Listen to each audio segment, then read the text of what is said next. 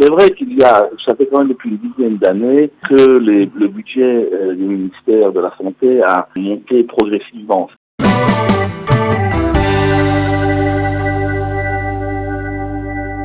Ariel Picard, bonjour Boker Tov.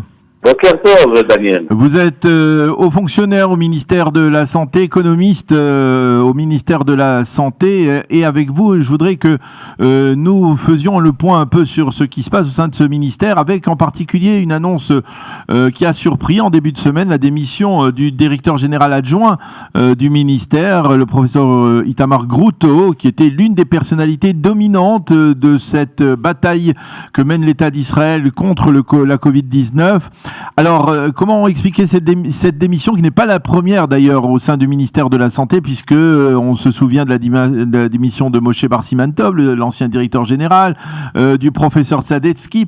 Il y a eu beaucoup de démissions donc au sein du ministère. Comment expliquer cette démission et cet ensemble de démissions? Alors, tout d'abord, avant même que je vous explique, je voudrais dire que personnellement, et je crois un peu tout le monde de la LIA en France déplore un petit peu le départ du professeur Grouto, qui a été une personne qui a fait énormément pour aider l'intégration des Olim de façon générale et des Olim de France bien plus particulièrement. Vous savez, Daniel, j'avais été quelques années responsable de la LIA de France au ministère de l'intégration, et quand je suis revenu au ministère de la Santé en 2017, j'avais proposé, ce que j'avais pu comprendre de la LIA pour aider les Olim quand ils ont des problèmes en face du ministère de la Santé. Et j'avais donc rencontré le professeur Grouto, le numéro qui était encore aujourd'hui le numéro 2 du ministère, et j'avais eu, grâce à lui, il m'avait tout de suite donné porte ouverte et m'avait dit, dès qu'il y a un problème, tu peux t'adresser à moi.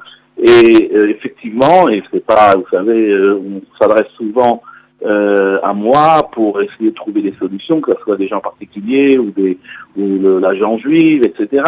Et j'ai toujours eu, grâce à lui, beaucoup d'aide, et je crois que c'est vraiment dommage parce qu'il était très très sensible au problème de la LIA. Il organisait aussi ce qu'on appelle les tables rondes au sujet de la LIA et de en quoi le ministère de la Santé pouvait aider aux problèmes posés par les différentes organisations d'Olim.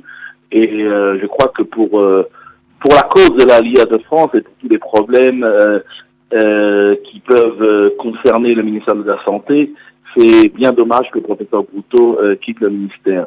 Maintenant, pour répondre plus particulièrement à votre question, oui, il y a effectivement ce qu'on appelle une usure, une fatigue de tous ces hauts fonctionnaires. Vous savez, avant même la crise du corona, la direction du ministère de la Santé fait front à d'énormes problèmes, et c'est un ministère qui, en fin de compte, au niveau de la direction générale, dont je ne fais pas partie, mais qui est confronté à des problèmes sans fin. Et avec la crise du corona, c'est devenu absolument une crise de guerre. C'est-à-dire que il s'agit d'un problème qui arrive une fois par siècle, une épidémie donc que personne n'attendait, et il a fallu donc que ces gens-là changent complètement tout leur programme, tout ce qu'ils faisaient, et pour se donner totalement, véritablement, comme on dit, 24 heures, 7 jours, 24 heures pendant 7 jours de la semaine, et c'est pas une expression, c'est vraiment le cas. Et bien sûr, ça use les gens, d'autant plus que le monde journalistique, le monde de la politique est peut être très souvent très critique et très virulent contre les décisions, les propositions faites par le ministère de la Santé, sans qu'ils sachent toujours de quoi ils parlent. Donc tous ces gens qui donnent tout leur temps pour trouver des solutions devant un virus qui est, on s'en rend bien compte aujourd'hui, un peu difficile à cerner, et dont on ne connaît pas encore très peu les véritables comment véritablement traiter ce virus.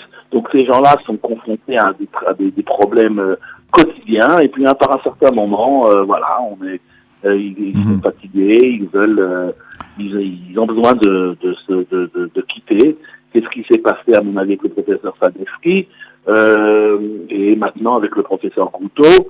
Et comme je le disais nous personnellement aussi, le fait que on ne sait pas toujours apprécier le temps, le travail et l'attention qu'il donne pour régler ce problème qui est le coronavirus, un problème dont les solutions sont changeantes chaque jour. Alors, je le disais, vous êtes économiste, donc au sein du ministère de la Santé, et la question qui nous interpelle, on peut le penser pour beaucoup d'Israéliens, c'est le budget du ministère de la Santé. On peut supposer légitimement que ce budget, qui, on le disait avant la crise du coronavirus, était un budget relativement faible par rapport aux besoins de la santé publique en Israël, eh bien, a dû considérablement augmenter au cours de cette année. Qu'en est-il? Comment, en termes, je ne sais pas si on peut parler de milliards de shekels, bien certainement, mais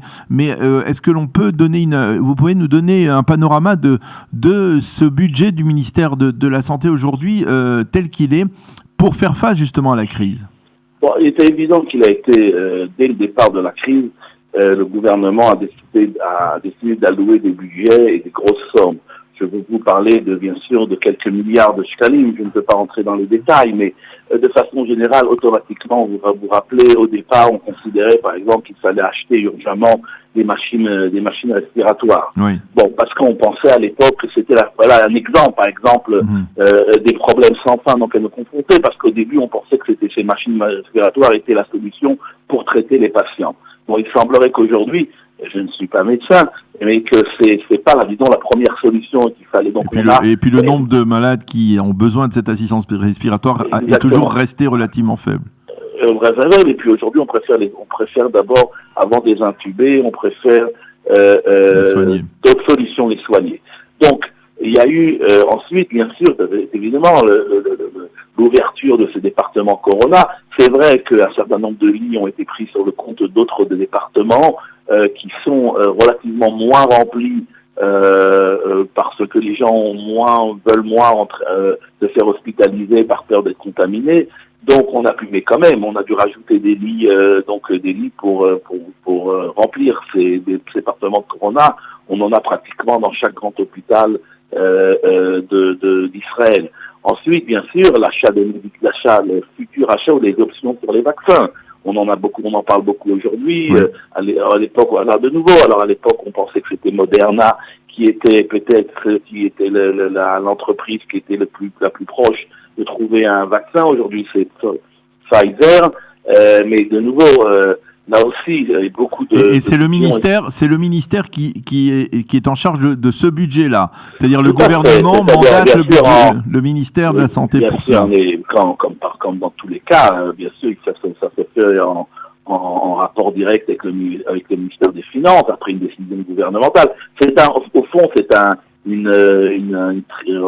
sont trois ministères. C'est le ministère du Premier ministre, le bureau du Premier ministre, et c'est surtout ce qu'on appelle Malam, donc la sécurité nationale, avec le ministère des Finances et le ministère de la Santé, qui ensemble, en fin de compte, décident, après les budgets aient été autorisés par le gouvernement, où vont le budget. Non, à ce niveau-là, beaucoup d'argent a été versé au ministère. Ce n'est pas ce qui manque aujourd'hui. Seulement, aujourd'hui, vous savez aussi, par exemple, vous avez tout un département qu'on appelle le Hamal, c'est-à-dire toute une organisation indépendante, pratiquement indépendante aujourd'hui, dans le cadre du ministère, qui ne s'occupe que du corona. Beaucoup de fonctionnaires ont été traités pour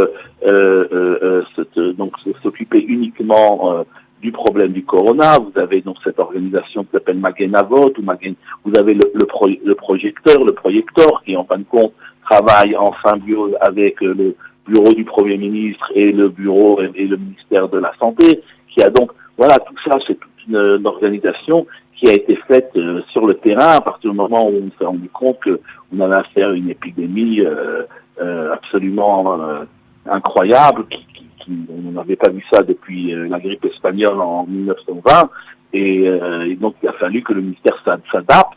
Et pour revenir à votre première question, toute la direction générale du ministère qui a dû totalement se donner à traiter le problème, laissant un peu pour compte d'autres problèmes qui sont les problèmes quotidiens du ministère. Alors justement, voilà pourquoi. Je voudrais vous demander, puisqu'on a l'occasion de se parler, est-ce que vous pensez que la crise du coronavirus va modifier, on va dire, les priorités au sein du gouvernement et accorder, on va dire, au ministère de la Santé publique les budgets nécessaires dans l'avenir, parce qu'une fois que l'épidémie aura été jugulée, ou en tout cas une fois que l'on aura trouvé un vaccin, eh bien peut-être que le ministère de la Santé va revenir dans une forme d'anonymat.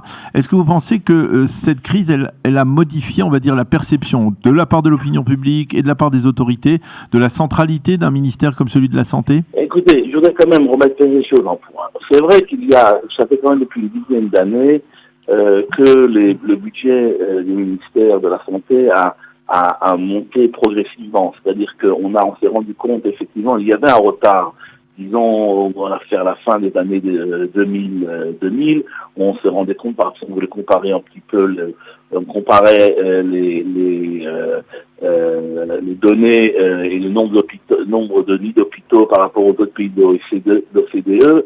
Effectivement, il y avait un retard. Ces dernières années, le budget a nettement augmenté. Si on parlait de 6,5-7% du PIB, il y a jusqu'à une dizaine d'années, il est monté progressivement jusqu'à plus ou moins 8% du PIB, ce qui met quand même Israël dans la bonne moyenne des pays de l'OCDE. C'est vrai qu'il manque encore il y a le nombre de lits d'hôpitaux manque aussi. C'est pas vraiment les lits d'hôpitaux, il manque peut-être il y a pas assez peut-être encore de personnel par lit d'hôpitaux. Ceci étant dit, le problème il est surtout comme ça, c'est-à-dire que vous avez effectivement en hiver un remplissage à pratiquement 100 à 105% de lits d'hôpitaux, de malades dans les lits d'hôpitaux, mais en été le pourcentage baisse nettement. Donc il faut trouver une certaine moyenne. Donc ces dernières années, effectivement, les budgets ont augmenté, mais il y en a encore un retard, et je pense que grâce ou à cause du coronavirus, le ministère de la Santé, grâce, je crois aussi en partie au l'ancien ministre Litzman, avait réellement monté en importance. Je rappelle quand même que le budget du ministère de la Santé, c'est le troisième budget le ministère le troisième plus important après le ministère de l'Éducation nationale et le ministère de la Défense. Donc vous avez quand même un ministère très important qui a sous sa tutelle les 4 caisses de maladie, un certain nombre, une quinzaine d'hôpitaux généraux, une dizaine d'hôpitaux psychiatriques. Donc vous avez quand même un ministère qui est véritablement très très important. C'est vrai qu'il y a encore des retards, il manque encore peut-être des budgets. On a beaucoup travaillé ces derniers temps pour désinfecter les hôpitaux, parce que pour faire en sorte que il y ait moins d'infections, que les gens qu'il y ait moins de risques de se faire infecter dans le cadre d'une hospitalisation. Donc il y a eu beaucoup de travail dans cela. Il y a eu véritablement beaucoup d'efforts qui ont été faits pour fermer le retard. Ceci étant dit, malgré tout, il faut bien sûr toujours faire encore mieux. Il y a de plus en plus de nouveaux médecins et on a augmenté le nombre de places de médecine, on a augmenté le nombre de places pour les infirmiers et les infirmières, c'est-à-dire qu'il y a véritablement, quand il y a donc une mobilisation à ce niveau-là. Et puis, de façon générale, lorsque l'on compare par rapport à la crise du coronavirus, on peut quand même dire une chose, c'est que à aucun moment, disons qu'on a eu peur d'arriver à une barre où les hôpitaux ne pourraient plus s'occuper de tous les malades, mais on était quand même assez loin de cela. Et c'était pas vraiment le cas dans d'autres pays avec des systèmes de santé qui semblaient comme la France, la Grande-Bretagne, l'Italie, où il semblait que l'Espagne, qu'ils avaient des systèmes de santé plus forts, et on était loin de la situation où ils étaient, surtout au mois de mai et juin, et je crois que c'est quand même il faut quand même le signaler, on était quand même très loin de ça. À aucun moment on a dû choisir en Israël, on a dû renvoyer des malades ou choisir qui traiter et pas traiter, ce qui n'a jamais été le cas en Israël. Donc je pense qu'on a quand même réussi à bien s'occuper, pour l'instant en tous les cas on a réussi quand même à s'occuper assez convenablement, malgré que chaque terre, merci beaucoup, merci beaucoup Ariel Picard, on est obligé de rendre l'antenne. Merci beaucoup d'avoir été avec nous, de nous avoir fourni toutes ces précisions extrêmement importantes sur la centralité du ministère de la Santé en cette période de crise. On l'avait déjà compris, mais vous nous l'avez bien précisé. Merci beaucoup d'avoir été avec nous ce matin sur Studio Kalita et bonne journée. Merci Daniel, au revoir.